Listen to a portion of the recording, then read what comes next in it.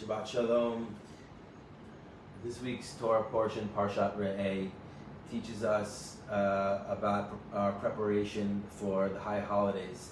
This coming week, we will announce the new month of Elul, which is the month that precedes Tishrei and is the month of turning and returning and the beginning of our practice of tshuva. And so every time I come to this part of the year, there's a poem that I love to return to.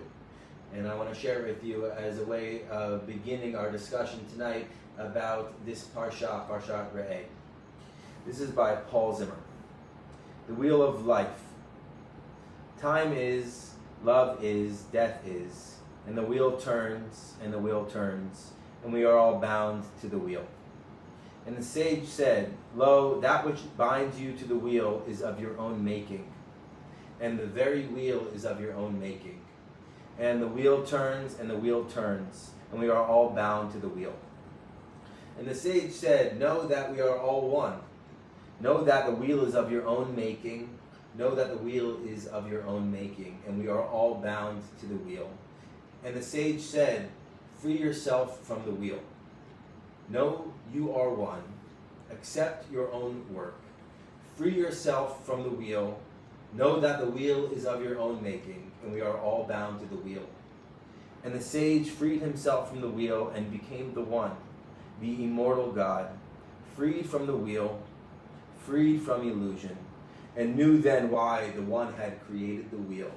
And the one became many, and the one became we, and we are all bound to the wheel. Time is, love is, death is, and the wheel turns, and the wheel turns, and we are all bound to the wheel.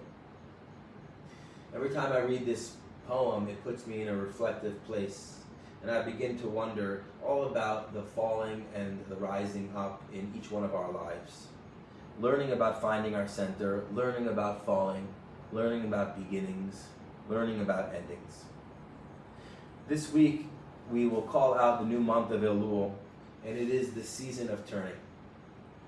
This wheel of life is turning inside of us, spirals and cycles, celestial bodies spin around us, spin within us, and we are all part of this great mystery, part of this reality. We learn in our reading today that before us stands two mountains. The text teaches, "See, this day I set before you blessing and curse. Blessing if you obey the pathways of goodness, and curse if you do not obey the pathways of goodness." A mountain of blessing and a mountain of curse. See before you today these two mountains. They are in front of us at every moment. Sometimes we climb the mountain of curse and scream, and sometimes the mountain of blessing. It's always our choice. Our tradition teaches us that we are empowered to choose which mountain we choose to climb each day. And we remind ourselves that we must choose to climb a mountain of blessing and look from the peak out at injustice and hate and anger and blot it out with our love and with our honesty. In our study on Saber Sinai, in a weekly wisdom of the prophets, we read and we hear the words of Jeremiah, who teaches, "The one who is says, if you turn back, I will take you back, and you shall stand before me. Even if you are a self-indulgent fool, if you turn towards honor, you shall be my mouthpiece. I will rescue you from the hands of wickedness and free you from the grip of violence."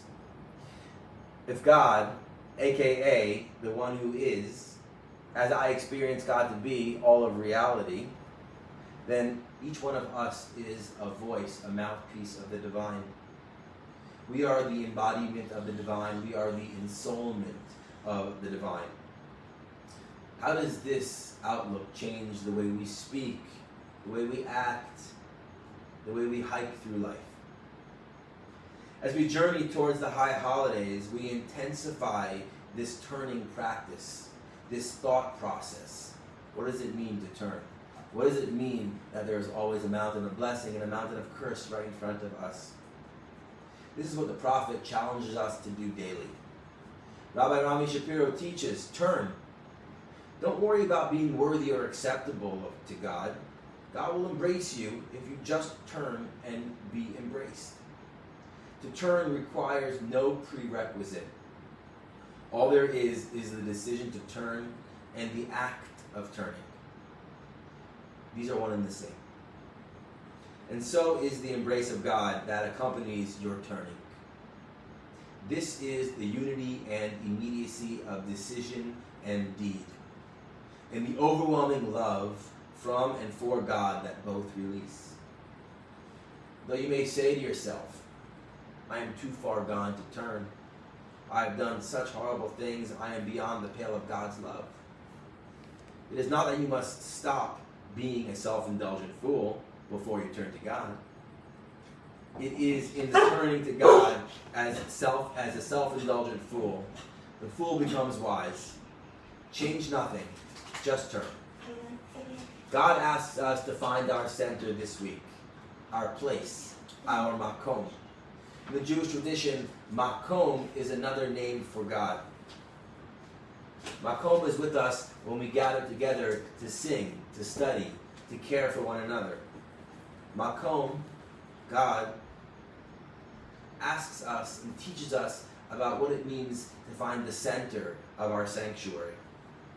And this week, our sanctuary, as in the past months, is so much more than centralized in one place for cultic worship. This is the beauty of our growing Cyber Sinai community. God, read reality, is asking us to find our center, perhaps find a new center in the wheel of life as time turns. To find that mountain of blessing within us and to climb it. And to see, as our Torah portion teaches us, Re'eh, how beautiful it is to stand in a flow of blessing. Yes, on this journey, we will fall, but that's part of the process to finding our center, to finding our balance, to picking each other up and journeying forwards. One of my favorite terms in learning about this centering practice is called the axis mundi. The axis mundi is a central point of one's existence, both physical and spiritual. It's linked to the center of the world. It's one's personal sacred space. And so in these months, we are learning about what sacred space means when we are apart. We are having the opportunity of experiencing our sanctuary in a new way, where distance from one another is not an obstacle, but an opportunity for deeper intimacy and spiritual friendship. That the idea of makom, of place, of space, of God, is flexible. That the divine meets us wherever we are. The one who is dwells very close to us, right where you are, right where I am. God wants us to know that the makom we are in right now is filled with love and support.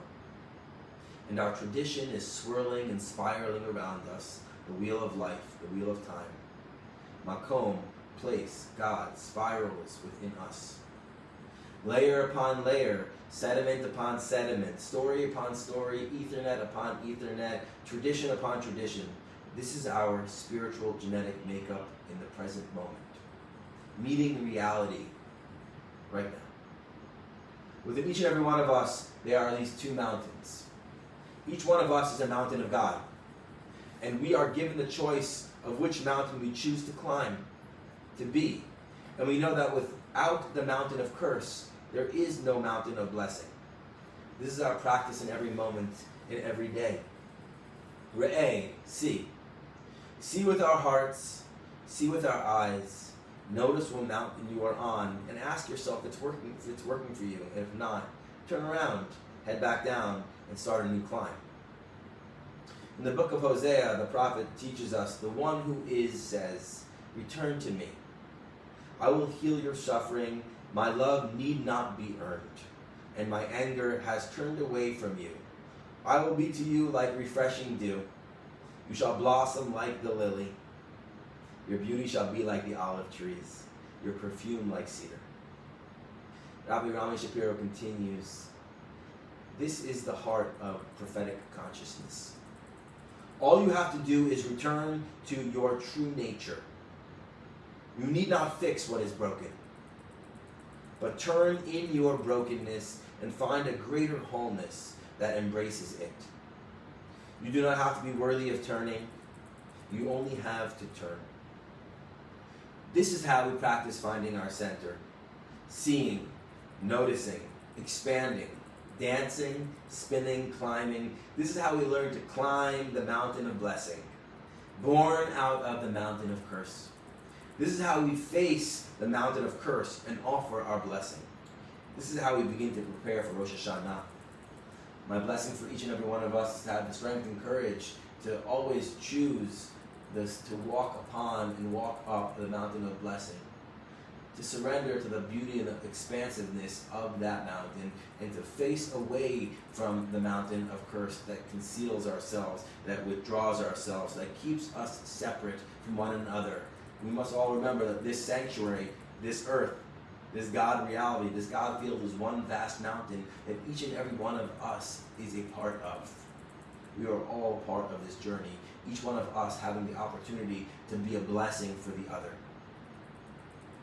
And we close with a poem. Only breath.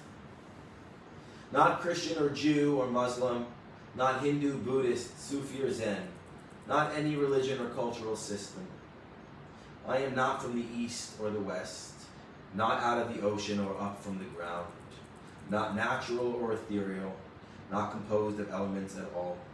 I do not exist, am not an entity in this world or in the next, did not descend from Adam or Eve or any origin story. My place is placeless, a trace of the traceless, neither body nor soul. I belong to the beloved, have seen the two worlds as one, and that one call to and know, first, last, outer, inner, only that breath-breathing human being. Rumi reminds us about each one of our stories, whichever religion we are a part of, that if we realize that our path is a true path, filled with humility, with compassion, with justice, it's a true path. And there's enough space on the mountain of blessing for every path, for each and every one of us to journey up. May we have the strength to journey up that mountain and help others to do so as well. Shabbat Shalom. Peace, peace, peace. May the whole world be filled with peace. May all beings be free from suffering, and may all beings know true happiness. Shabbat Shalom.